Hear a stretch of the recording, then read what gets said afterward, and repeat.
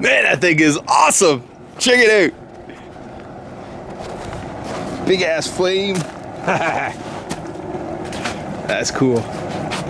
Look inside. Ooh. So theory works. Now, is this thing gonna melt is the big question. Hey everybody, so I'm finally getting to work on my my idea for a new rocket stove concept today. So I'm going to be doing this in two phases. First phase I'm doing is just going to be a test phase. I want to basically make this rocket stove so it's self-feeding, but that it works off of not really a pellet, but it's going to be a little chunk of wood.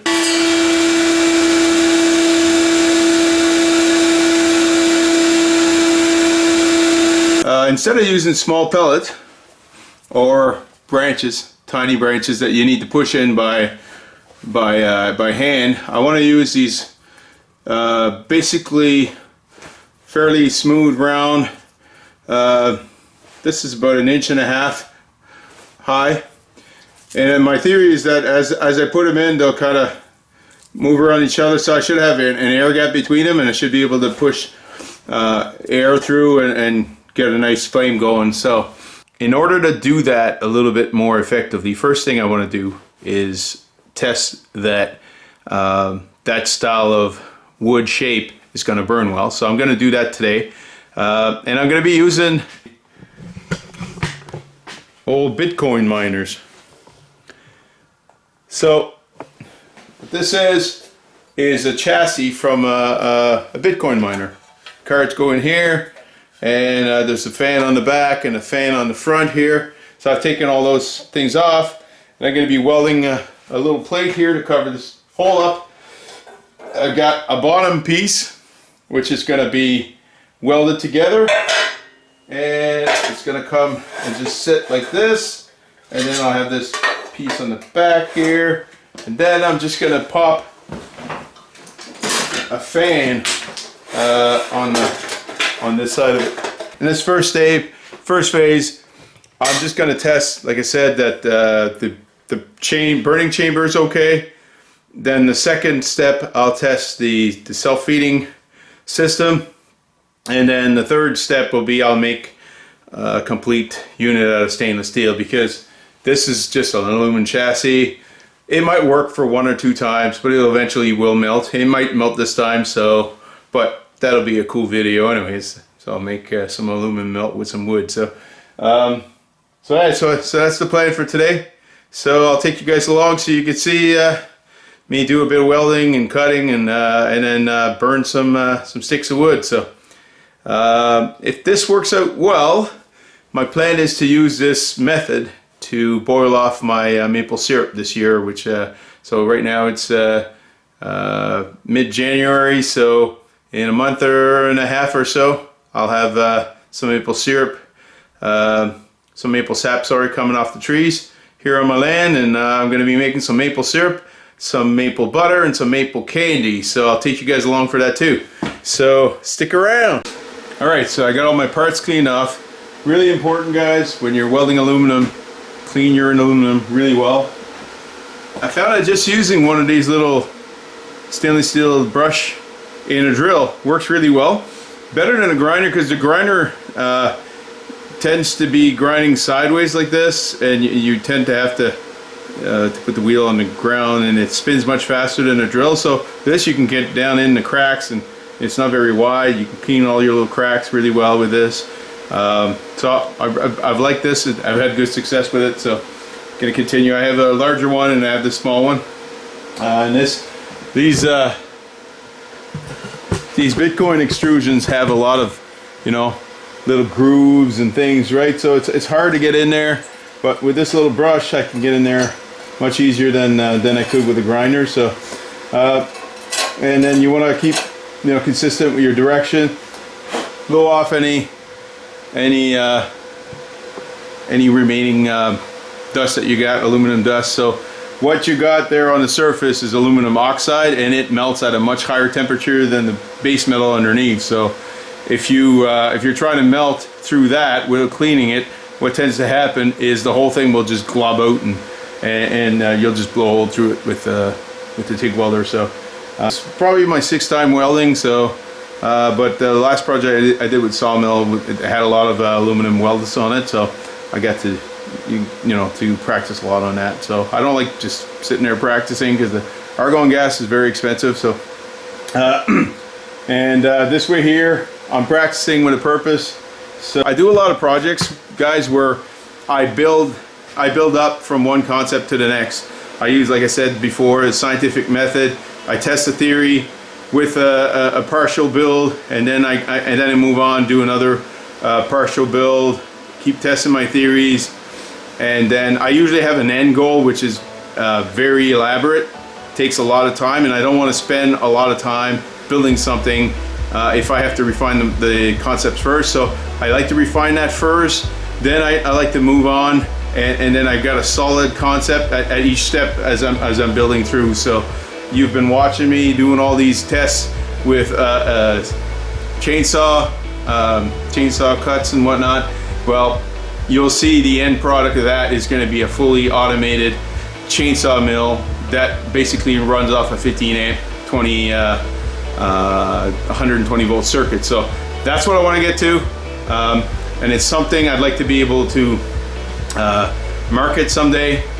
Maybe not that version, but a more powerful version that I also have planned. So anyways, back to the cut, the welding here. So I'm just going to weld this up.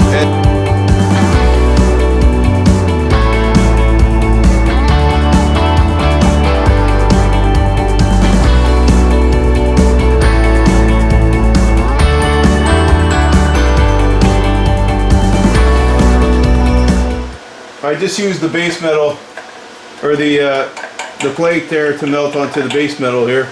So that worked out pretty good. I didn't even need to use fiddle rod. So I touched the electrode here for a split second so you can see this black stuff, but normally if you don't touch the electrode, you get a nice smooth aluminum rod like this. So alright, so these Bitcoin miner shapes are not easy to clamp together. They have a lot of weird shapes here. So I picked up a bunch of new clamps a couple days ago, and they're all metal clamps, so I can use them for wood or use them to do metal projects. I got this long jaw one here, all metal as well. So I just gotta put a few tacks here, get this thing kind of tacked together, and then I'll weld it.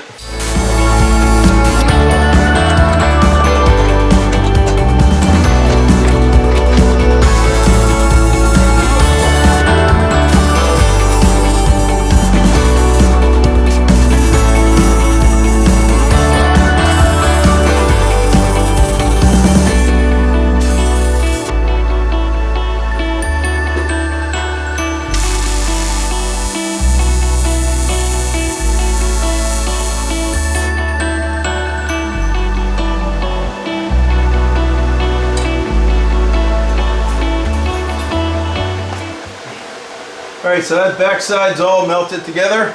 I repositioned the clamps, and now I'm going to weld this side.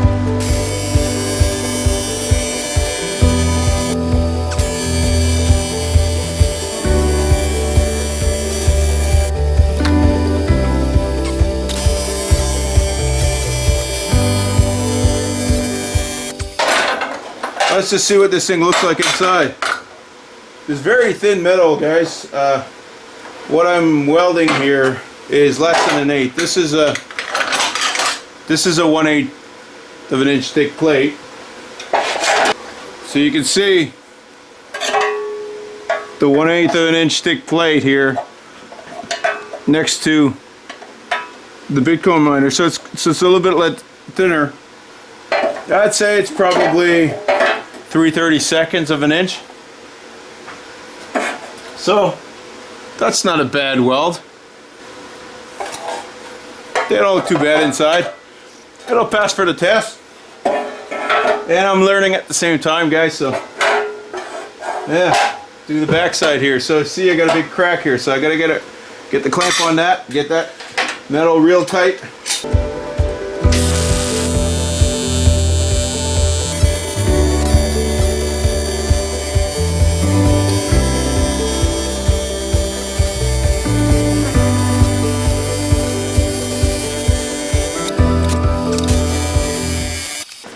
So I'm running out of gas. I'm gonna try to finish this weld, but I don't have my, I don't know, we'll see.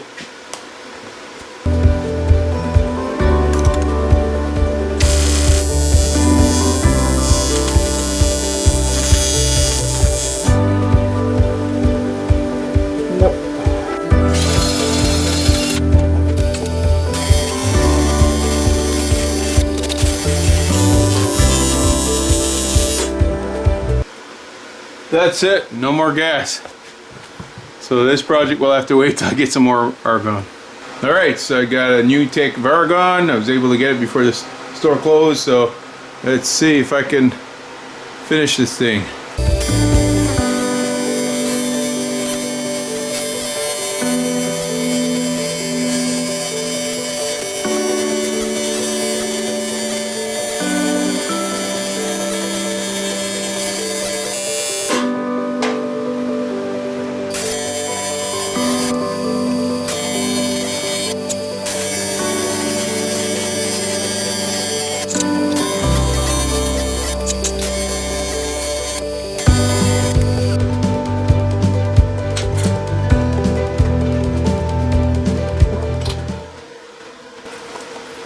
So there's a lot of contamination there in that last weld where I ran out of gas, so there's a little issues there, but so I'm gonna fix my rod here that had an issue with that contamination, and I'll be right back.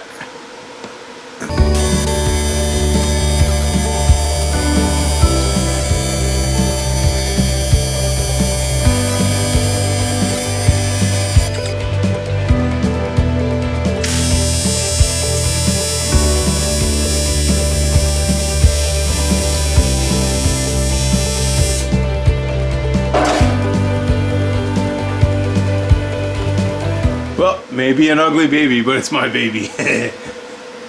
Alright. It's not the best welding job I've done, but it's definitely not the worst. You guys have seen my worst if you looked at my first welding video. So, it's all welded back together. A couple plates here. Alright. So I'm thinking I'm in the mood to make a little fire in this sucker and give it a try. See what happens. Alright, so safety first, of course. So I got a fire extinguisher here, just in case things go bad. I've got my Traeger grill grease bucket. So these are the drippings from the Traeger grill. And I'm gonna get this thing fired up and see what happens. Maybe this thing all melts and makes for a cool video. Who knows? Alright.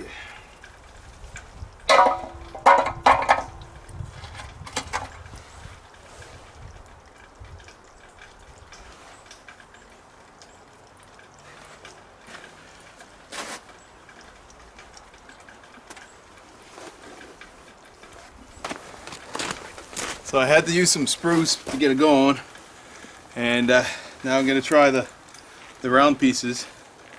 Let's see if it keeps going with that.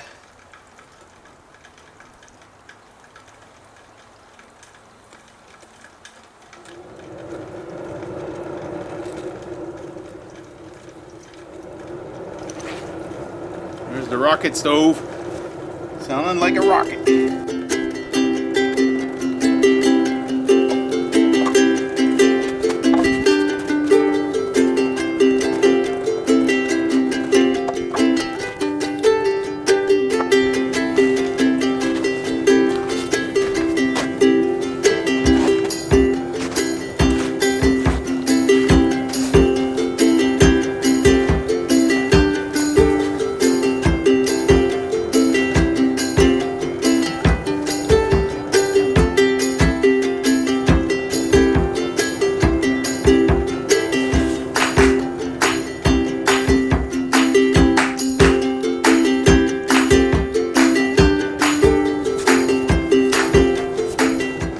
I got a feeling that thing's gonna melt.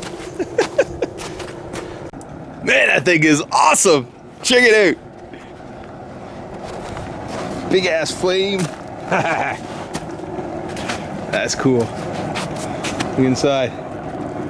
Ooh. So theory works. Now, is this thing gonna melt is the big question. So, I was looking online on the theory of color of flames. So an orange flame or a red flame is, this is kind of a low temp flame, but the more and more the flame gets white or turns to a bluish color, the hotter the temperature is. So, yeah, this thing works pretty good. So I'm just gonna control my fire here. Dial it back. Look. Fire's gone. And give it a bit more oxygen.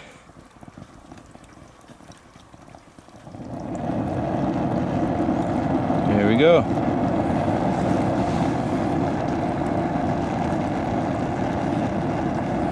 That's where I had it. Nice swirl in there, actually.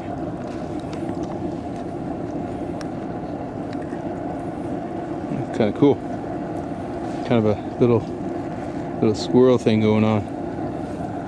Neat.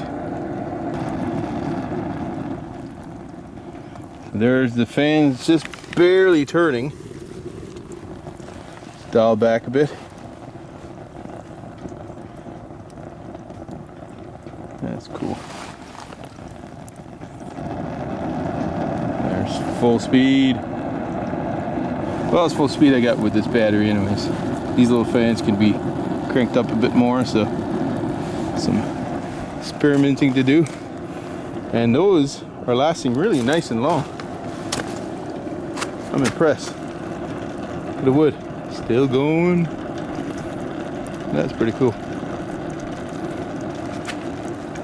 I had a feeling this would be pretty good for make my maple syrup. But probably not using this thing. I got a feeling this thing's gonna eventually melt. It's just a question of when at this point. So, see what happens. I do eventually want to soup this thing up, so I gotta show you this blower. Hold on.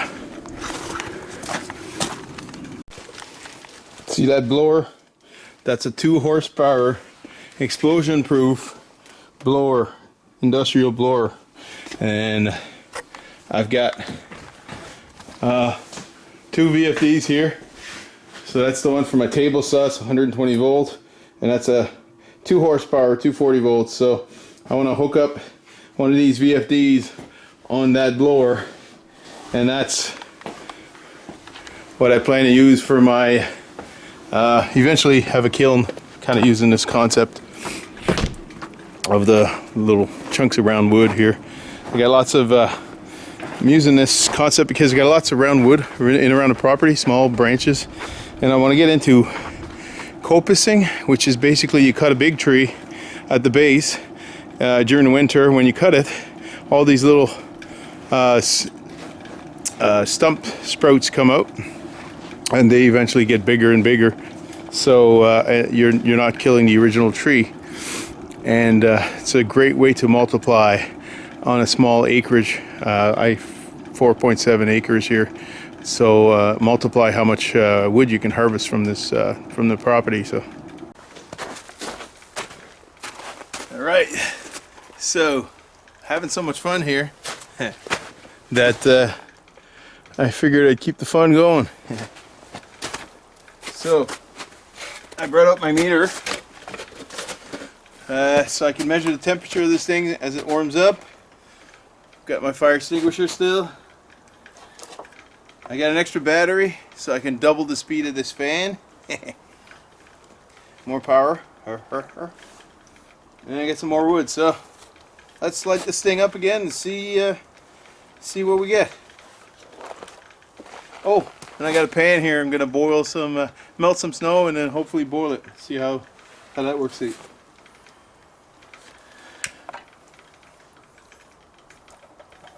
So the last time I got it going, finally got it going by lighting up these sticks, using them like long matches.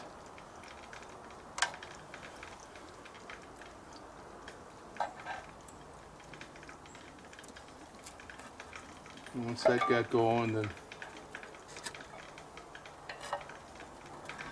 get some paper in there too, so it'll be going pretty quick. Once I got it going, then I put the little round pieces in there. Going in there. You can always already see the swirl happening. So all that extra air helps combustion, but there's a balance. At some point I want to make a video inside the house, show you guys my wood stove and how that works.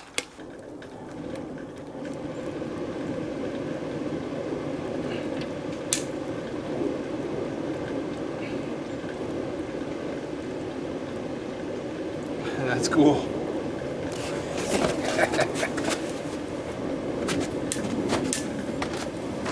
It's like a little blast furnace. Look at that thing go. Cool. Try to keep the camera so you guys can see what I'm doing here. Now I'm going to play with the speed a bit. That's probably too much oxygen there. Just get dialed back speed a little bit.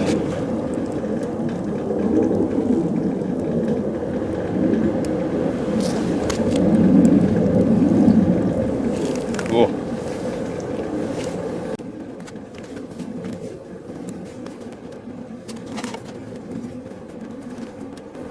A little bit of bacon fat.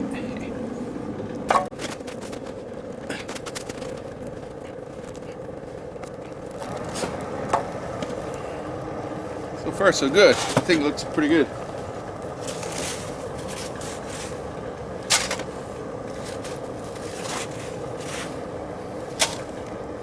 So I can boil off some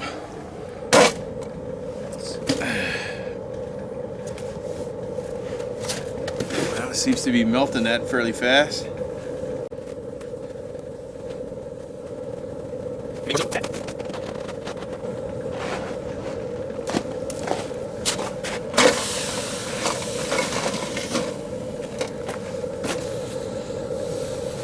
What I'm trying to do is just measure the temperature of the casing here. I want to see what temperature it gets up to. So I'll do it first in Celsius so you guys can see. So 165, 66, climbing, 71, 189. That's pretty good, but not warm enough to melt aluminum, that's for sure. If you guys can see that. 190. So as I suspected, the air flow from the fan is keeping the base cool. And where the fire is, at the bottom here. So it's sitting about 100 degrees Celsius, so I'll put this in Fahrenheit for my viewers from the States. So in Fahrenheit, the very top of the aluminum here is sitting at, it's about 520. So I'm sure I could boil some water on this thing. Get this out of the way so you guys can see the flame. 544. And then the very bottom here of this thing, where the fire is actually occurring, it's sitting around 380.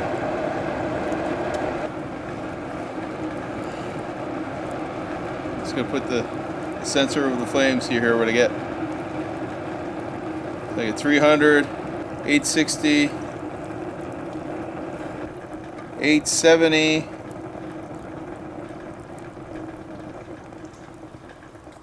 930, 970, 1,000. I hit 1,000 there for a sec. And I've melted my sensor. So, just melted the Teflon sheet a little bit on the sensor here, but that won't hurt it. That was a lot of fun. And to my surprise, I think what's happening is the outside of the aluminum is staying cool because it's kind of cool outside today, and it's not melting, so that's good. Anyways, I hope you guys enjoyed that video. It was a lot of fun for me. There'll be a lot more rocket stove experiments here going on in this channel, so if you like that, you know, give me a thumbs up so I know you like the video, because if people don't like the types of videos I do, I just don't do any more of that type. I just move on to another type. So if you guys like that style of video, please give me a thumbs up and subscribe to the channel if you want to see more of this stuff. Bye for now.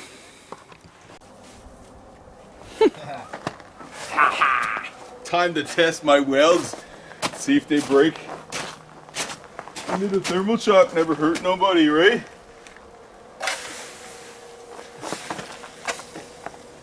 Oh.